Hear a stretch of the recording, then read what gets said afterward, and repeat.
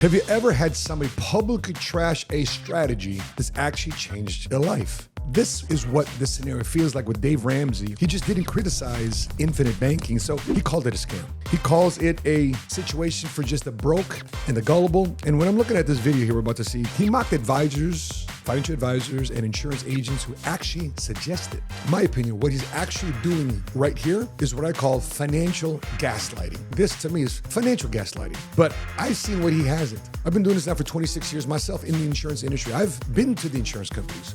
I've talked to the chief investment officers. I've talked to their CEOs, the people behind the scenes. I've been inside the vault and I've walked families through these strategies that give them financial control, that give them options, that give them alternatives when life hits the most. And if you were told that you were foolish for having an infinite banking strategy, or if you're an agent or advisor guiding clients using an infinite banking type of strategy for this, that's not for everybody, I'll just say that. But if you're helping somebody for their situation on an intentional basis, you're gonna have to watch this clip. Share this with them. You have to digest it, use it for training, use it for your own client education to deepen your confidence in an infinite banking strategy that you potentially might have either considered doing yourself or one that you actually currently have. So let's roll the clip. Question for you. I've been working with a financial advisor who's given me some advice, and I follow the show. I'm on baby step 7 currently. Baby He steps. presented me with an idea that was a little outside the box. Okay, baby steps. And I have term life insurance. I've been anti-whole life. But he presented me with this infinite banking concept. Jesus, you're kidding me. Money.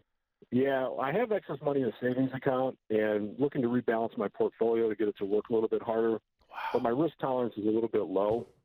And he showed me how you can do this where you overfund the whole life policy. Yeah. You can access the money. You break even in year 7, and then the dividend outruns what you put into it. Yeah, it doesn't seem like a terrible idea in that regard, but I just wanted your take on why that might not be the best way to go. The problem is that where it gets confusing is that, God, he's selling a dividend. A financial advisor? This is an insurance guy. Well, he's both. They have, it's one of the bigger companies. Like Northwestern Mutual or Prudential.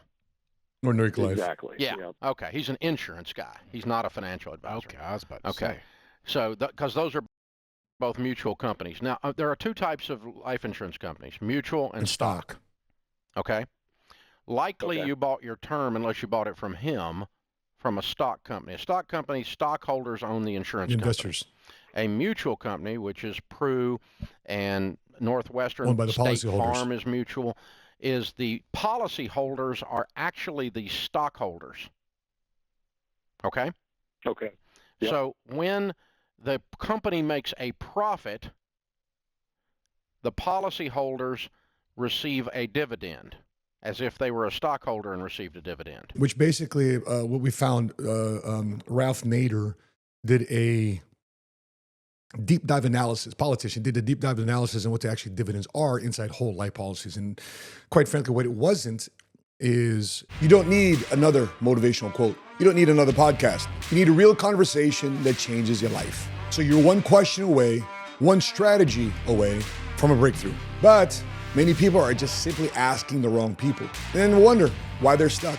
But if you're serious, sure, you can pick my brain, you can pick my heart, you can pick the battle scars, but it's gonna cost you one thing: commitment. So no free handouts, no free magic tricks, just straight wisdom when you need it the most.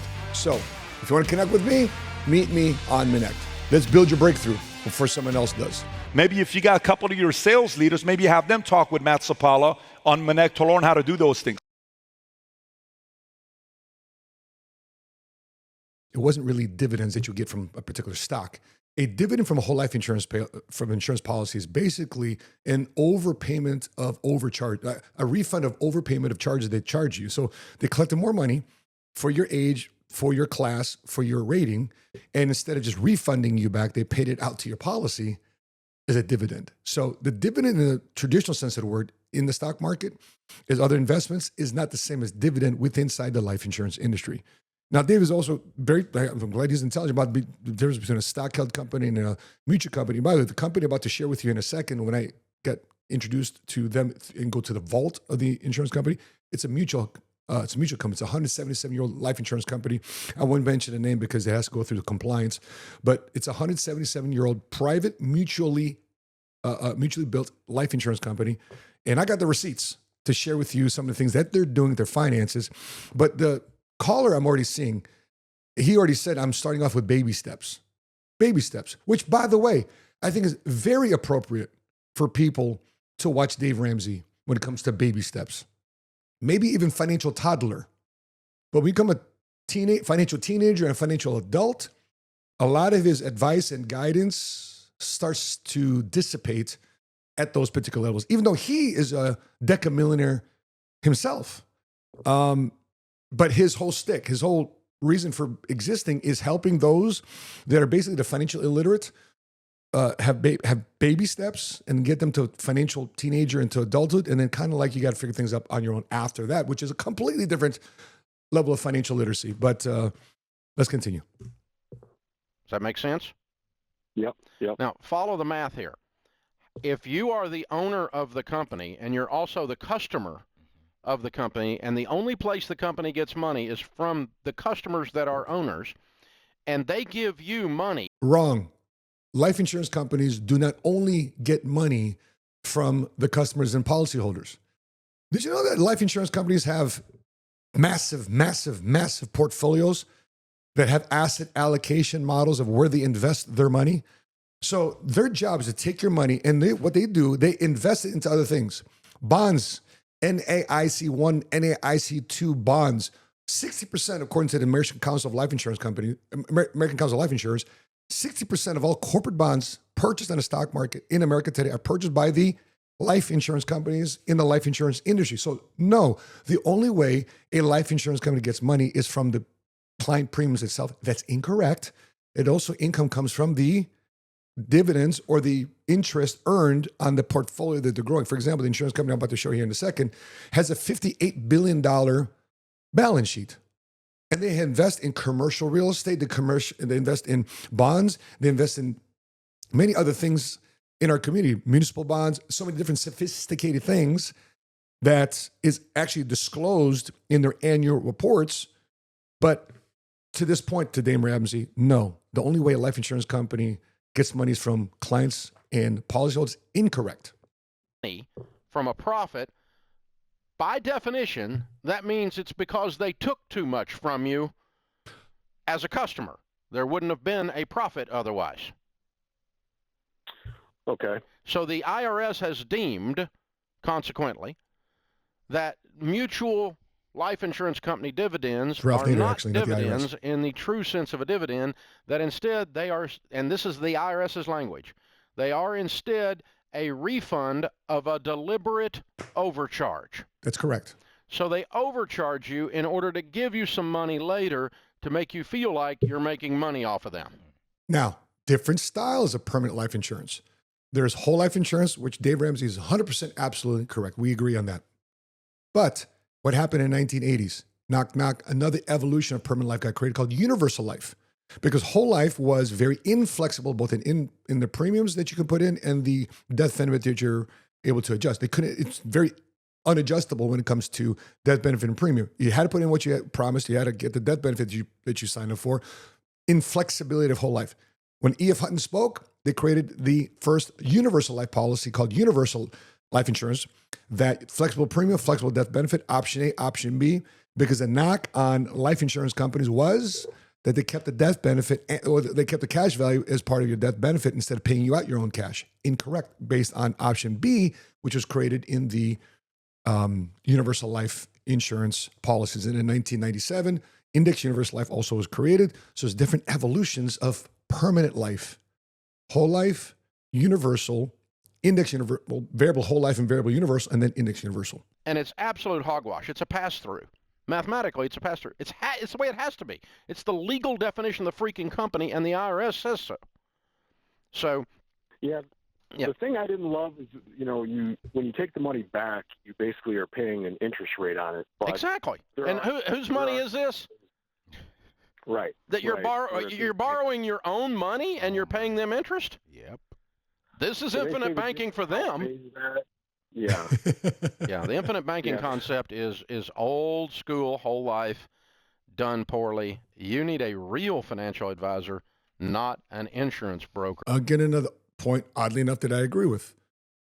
Old school, by the way, is created by a guy named Nelson Nash. Okay, but infinite banking is an overlying strategy. It's not the actual product. Infinite banking is an insurance strategy, which needs a vehicle. In that case, it was created using whole life. But since whole life has been out, for most part, outdated in all the different things, still effective use for it in estate planning type cases. But universal life was created. Index universal life was created, which allowed the strategy to be adjusted and modified for a modern era that we live in today. So yes, Dave Ramsey, you're correct when it comes to the old school infinite banking, Nelson Nash type situation. That's why I'm talking about modern strategies that I don't think that Dave Ramsey is aware of or wants to be aware of. So my opinion, especially from a financial literacy standpoint, you've got to continue to involve, but he can't, similar to him and many other companies out there, once you stick to a certain philosophy, you can't as a company or even here as a show or a brand, stick yourself to a product or a philosophy. Why? Because products and philosophies over time change. What doesn't change are standards. What doesn't change are values and principles. Those don't change. So lock and build a brand based on that. Build a business, build a practice based on that. But it comes to locking yourself into philosophies, which has to be put through a 5, 10, 15, 20, 50, 100-year window. A product that may be outdated in 12, 18, 24, 36 months. Don't put your reputation on that because those change. And that's what these guys have hooked their stick on is a philosophy, a product, not standards, values, and principles. Is trying to sell you a load of manure. And so, yeah, the other thing is that your cash values that are sitting there all die with you. So whatever cash you put into this in whole life, old school whole life, yes, zero at your death because they only pay the face value. Pru does not have a policy. Northwestern Mutual does not have a policy that pays more than the face value except Universal Life Bs, which are not in infinite banking products. Oh, I disagree. I disagree. Where they charge more than they usually. By the way, he was right there, which is a Universal Life product, but option B is not a infinite banking product.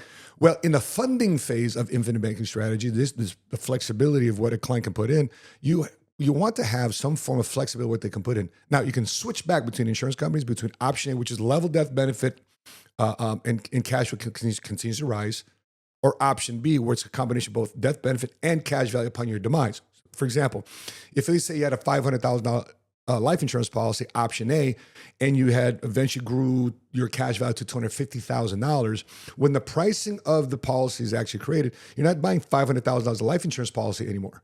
You're buying $250,000. Why? Because that's the difference between your own cash and the difference of the $500,000 promise to pay your beneficiary. So effectively, you're only paying for what? $250,000 of life insurance because of the $500,000 check.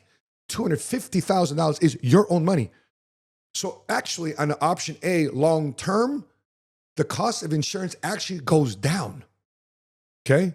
Now, option B says, okay, your death benefit and $250,000 of your own cash, that's option B. So collectively together, that's $750,000 of death benefit paid to your family because they select not only your death benefit that you're purchasing, but also the cash value that's in there. However, the downside to this is that cost of insurance continues to increase too as well.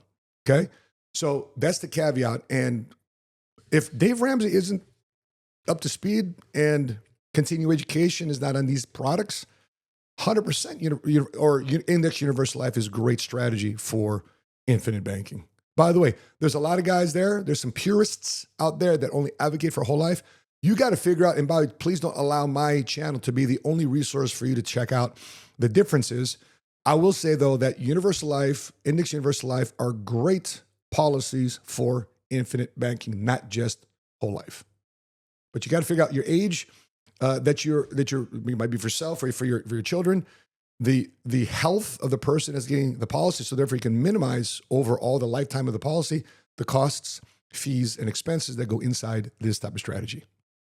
charge, which basically buys the insurance so they can still keep your money, is the way the math actually works on this. So you're dealing with one of the most expensive insurance products in the marketplace. If you're dealing with either one of those two companies, I would stay completely away from both of them.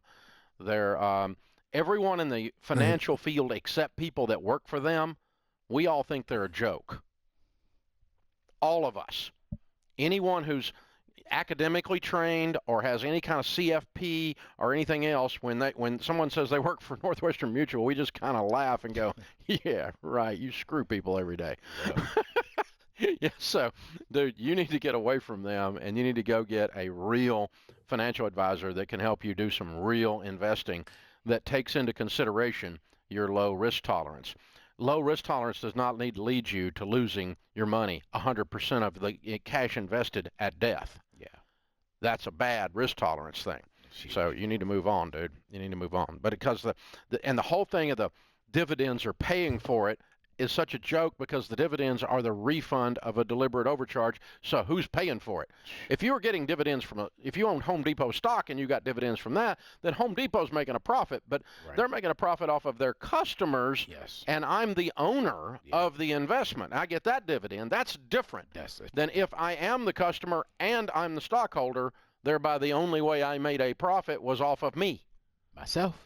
So I pay his anchor there, whoever is co-hosting with him. I think a show like this ought to have some form of contrarian position to as well, not just a yes man. Because what would bring value to the show really would be somebody said, "Hey, Dave, I don't think that's right. I think you should consider this." And here's the thing: if you actually want an analysis of the difference between buying term and investing in the difference versus an infinite banking strategy, I'm more than happy to run the numbers with you. I'll put the link down. If you want to schedule a meeting to run the numbers, I'll put the link in the description below, and we'll show you the difference of buy term and invest, the difference, or having some form of permanent life policy, or in this case, an infinite banking type of strategy for you, which here leads me to another thought. If you're doing infinite banking for life insurance, don't do it for life insurance. Maximize the cash value in the policy by reducing the amount of death benefit on the policy. And this is a policy that you don't want to rest your hat on just for life insurance for your entire life. I think there's a portfolio of life insurance policies you should consider purchasing for your family, for children, for yourself, for your mortgage, for final expense. There should, just like you have in investments that have different situations, short-term, long-term, short-term, midterm, long-term type goals with your financial portfolio. You should also have the same thing with your insurance portfolio: short-term need, long-term need, midterm need, and then those policies that fall off, or you, like term insurance, they just expire. Or you can get a refund of your premium if you buy a return of premium term insurance policy, where they refund you everything you put into the life insurance policy. And if you don't die within those 10, 15, 20, 30, or whatever the term is, you get your premiums back, income tax free. It's called return of premium. That's another style of term insurance that we market and sell a ton of with our national insurance agency. But permanent life insurance, again, has different styles and has different scenarios in your life that require it. So let's continue this. Pay you an extra $100 and then you give me 70 of it, and I'm supposed to feel great about that. Right. Yeah. So that's what this amounts to. And so you guys working with State Farm, when you get your little dividend check, that's what it is. State Farm doesn't offer index universal life. A deliberate overcharge. IRS verbatim says that. Yeah. And that's why you don't get taxed on it. If you get a dividend on Home Depot stock, you get taxed on it as income because it's real income. You really made an investment, and then you really made an income. So that's what's going on with that stuff. And so do not buy anything in the life insurance world based on dividends. You look at the price, look at the structure of the policy, and you'll usually find that mutual companies, by the way, are the higher priced. Yeah. So when you go to a quote service like a Xander Insurance and you get quoted on term life insurance, you're going to find no mutual companies. There's the plug. In the 42 different companies that they give you a quote from, because they're not competitive. That's it. Why? Because they charge more so they can give some of it to you back later and make you feel like that you got something.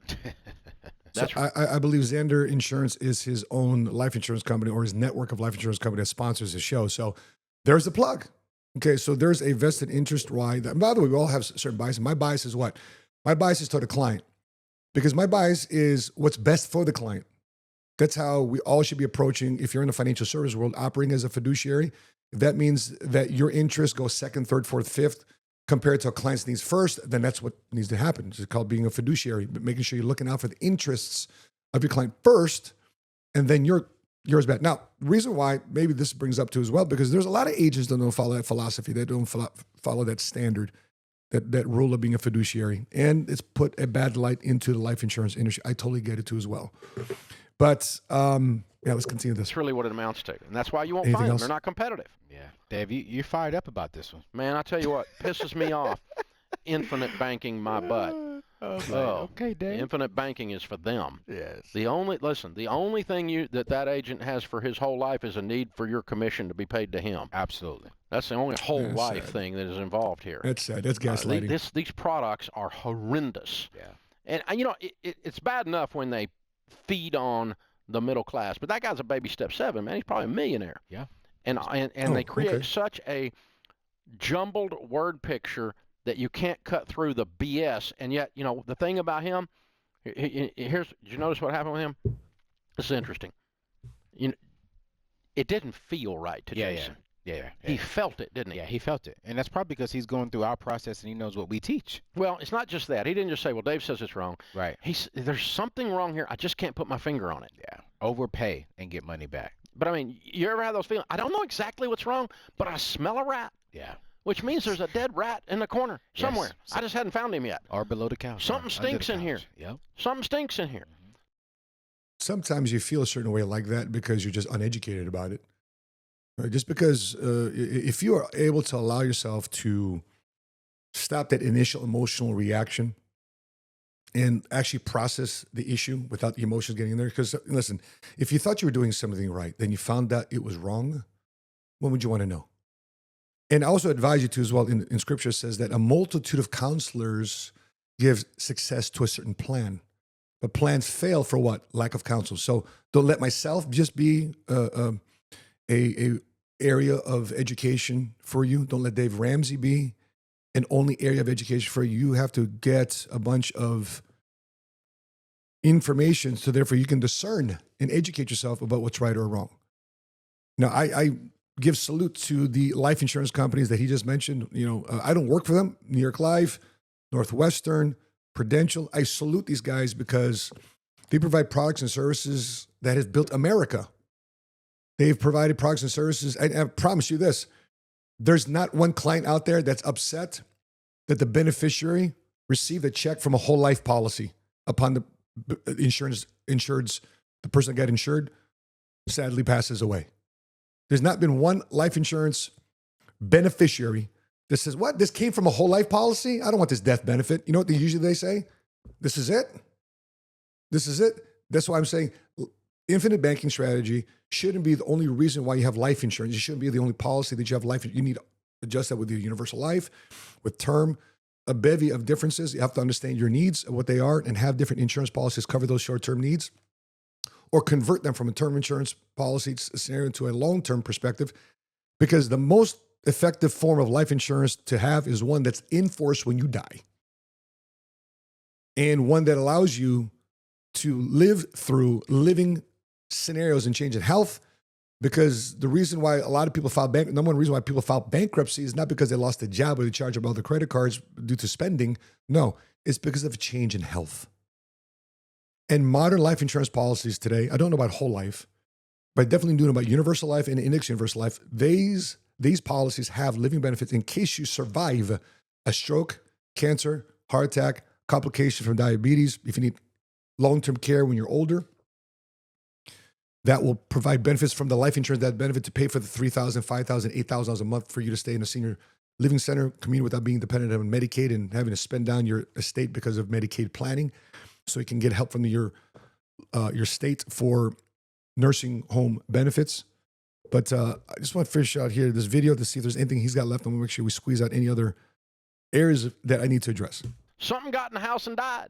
You know, I got a smell in here. Okay. What is it? Let's continue. With a product, a financial product. You know, you had one. You were buying an item. I won't say what it was on the air, but you got the smell off the people and you ran. It wasn't 3 weeks ago. What was it, Dave? Tell me. You got to have a What was it? I'm not going to because they might be listeners, and I'm not going to do that to you. I'm going to throw you under the bus. No, but you walked out of a deal into a different deal not long ago. Oh, yes, sir. I and sure did. Was it not the same thing? It was the exact same thing. The Holy Spirit inside of you said, I smell a rat. Yeah, something's not right. Something be wrong with these people. I ran. This deal is there. I can't put my finger. All right. So, matter of fact, let's open this up. Let me open my laptop. I recently visited a top-rated life insurance company that's been around for 177 some years. Okay. And they took me to their vault. They took me to what's inside the workings of this insurance company. Okay. And all right, so let's take a look at this. Okay, take a look at this clip. Okay. So I get invited to the vault. I'm in the basement of this life insurance company. Privately held, mutually held life insurance company. They brought me to the vault. We're all taking a guide. By the way, this is not a museum, guys. So you just can't schedule this with this insurance company and say, I want to go visit. No, it's not a museum. In fact, this life insurance company, for the first time in their 177-year history, flew out a leadership team in the insurance industry on a private jet to come visit with them for a day and a half because they want a deeper relationship for the work that we're doing in the multicultural middle-income demographic with helping people with life insurance. Because what happens is when you gaslight people, people get confused. And what happens when people get confused, they don't make a decision. And quite frankly, regardless if you have a term insurance policy, whole life policy, universal life, I don't care. I'm glad that you have a life insurance policy. Because the problem in America today is not because they have the wrong policy. The problem in America is that 60% of American people don't have no life insurance. Zero, none. And then when life hits, when life happens, and it does, it will, eventually it will, people are left out there financially naked, lacking no confidence, exposed, and looking for a safe home to go back to. And they don't.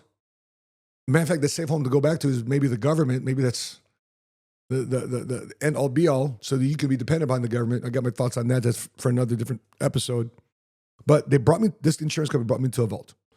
Literally a climate-controlled bank vault. And inside that vault, locked in a cabin here about to see, let's go back to the clip, locked here in the cabin with a big label. Corporate-owned life insurance. Yeah, you're right. COLI. You know what that stands for? Corporate-owned life insurance.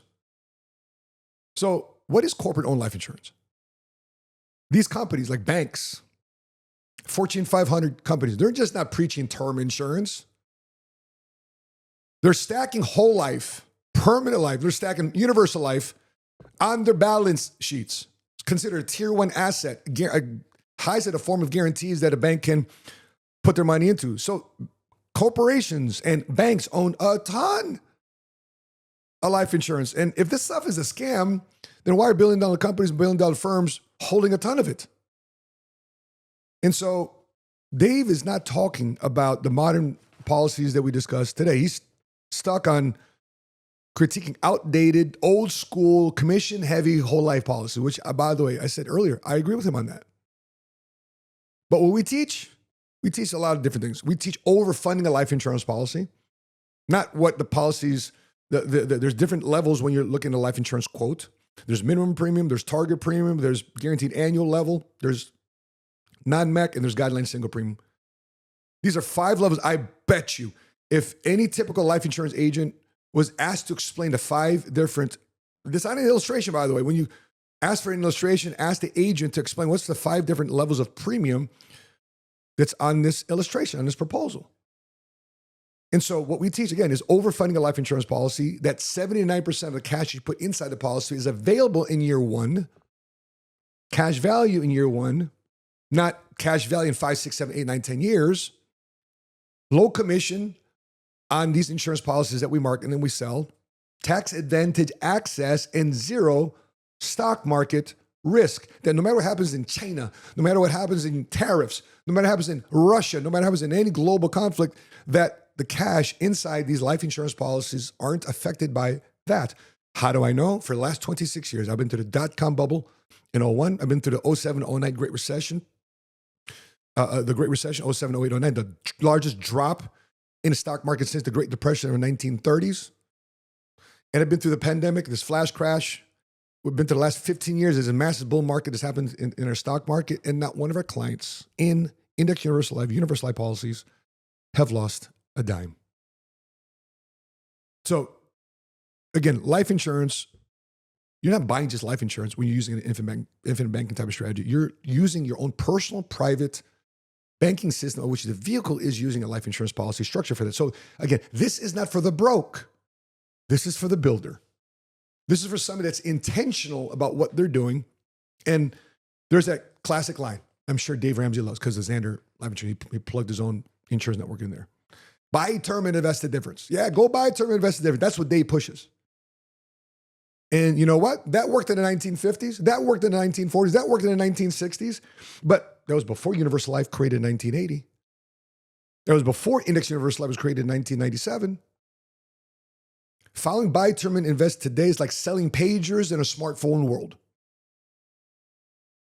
A financial movement and financial evolution has evolved. To think that life insurance companies are supposed to stay the same, insurance companies are supposed to stay the same, is like saying capitalism doesn't work. Because capitalism, what does capitalism force you to do? Forces you to improve, forces you to adjust. So why hasn't Dave Ramsey then adjusted with his advice? How come he hasn't had a life, instead of the guy next to him, why doesn't he have a life insurance agent next to him? Like myself, I'm volunteering. Get me up there and let's go and debate, not using our emotions, but actually using data, using illustrations, using the receipts of modern life insurance agents and modern life insurance agencies. And the wealthy don't build their future off mutual fund projections. The wealthy build their wealth and generation wealth off certainty and guarantees. And they look for infrastructure. They look for contractual guidelines. And this is what we teach with life insurance retirement plans, called LIRPs for short.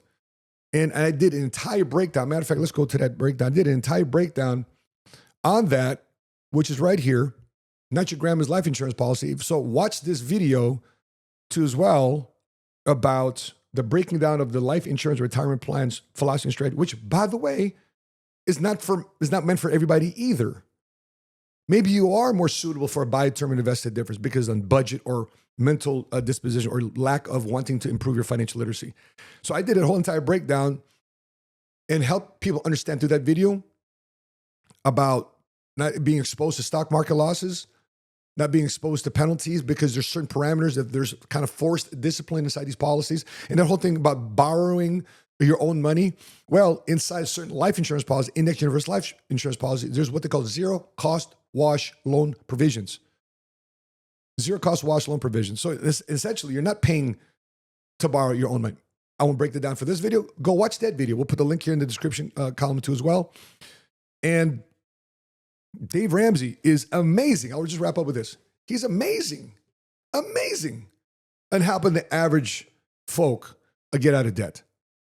But once you're on your feet, you understand business, now you're able to walk on your own feet.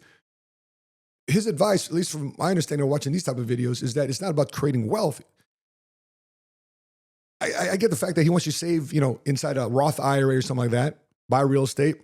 But for the most part, with every financial advisor, insurance agent knows about Dave Ramsey, there's a lot of misnomers that he gives out on air. And a lot of us don't agree with what Dave Ramsey or even Susie Orman has to say about financial guidance and advice. In our opinion, they keep you in survival mode. I didn't build my last 26 years of insurance listening to Dave Ramsey and Susie Orman because I'm an entrepreneur. I started making a lot of money and I started putting my money away. And by the way, I remember when Senator Roth created the Roth IRA in the late 90s. I remember that was first created. I never put my money aside Roth IRAs. Still don't. I never put my money aside 401ks. Still don't. Never will. Never put my money aside IRAs. Still don't. Never will. I put my money aside life insurance retirement plans. You know why? Because I had a plan to make a lot of money. And because I made a lot of money, and there's another video I put out, I'll show it here, maybe in another clip, but I talked about how I bought my Rolls Royce, 2 of them, with the cash from my life insurance policy, how I expanded my businesses through life insurance, how I grew and through emergencies, access the money through my life insurance to fund and finance those things. What does Walt Disney, Ray Kroc have in common? They use their life insurance money to build their McDonald's and Disneyland. And I remember back in the day, there was this strategy called No Money Down, the first by Carlton Sheets. Carlton Sheets out of Oak Brook, Illinois. Carlton Sheets, his No Money Down program. One of the ways for you to put no money down in real estate is look back in your life insurance policy. There might be some cash in there that you can take a loan or withdrawal from and purchase some real estate without no money down out of your own personal pocket, your bank account. But Dave Ramsey will just keep you surviving. And we're here to show you some scale, how to protect, how to multiply, and with liquidity, with leverage, with equity. Those are the things that we talk about. And most importantly, you want ownership in what you're doing. So for somebody that's ever told you that infinite banking was a scam, ask them if they've ever seen the inside of an insurance company's vault. Ask to see a ledger. Ask to see a comparison. Do the comparison. Buy term and invest the difference, or use an infinite banking strategy, which, by the way, not every life insurance agent out there, not even a lot of CFPs, certified financial planners, CLUs, CHSCs, even know what a life insurance strategy is called infinite banking. And they just repeat the same advice from 40 years ago. And ask them if they've ever seen a COLI cabinet inside a bank vault. So if you're ready to stop renting your financial future, my friends, it's time to keep the keys. Your money, your rules, your legacy. With that being said, guys, if you've got any value from this, what's another reaction you want me to react to? Please put it in the comment section below. Put the links below. I want to know what you want me to react to. I'll be more than happy to do it. We're creating this series of me doing more reaction videos. Happy to do it. Please put your thoughts, comments here in the comment section below. With that being said, guys, if you haven't done so already, make sure you subscribe to our YouTube channel. 7 Figure Squad, a YouTube channel that make you think like a millionaire, strategize like a millionaire, so therefore you can become a first-generation cash flow millionaire. From Dallas, Texas, I'm your money smart guy, and until we meet again, continue to live smart, continue to love smart, and be money smart today.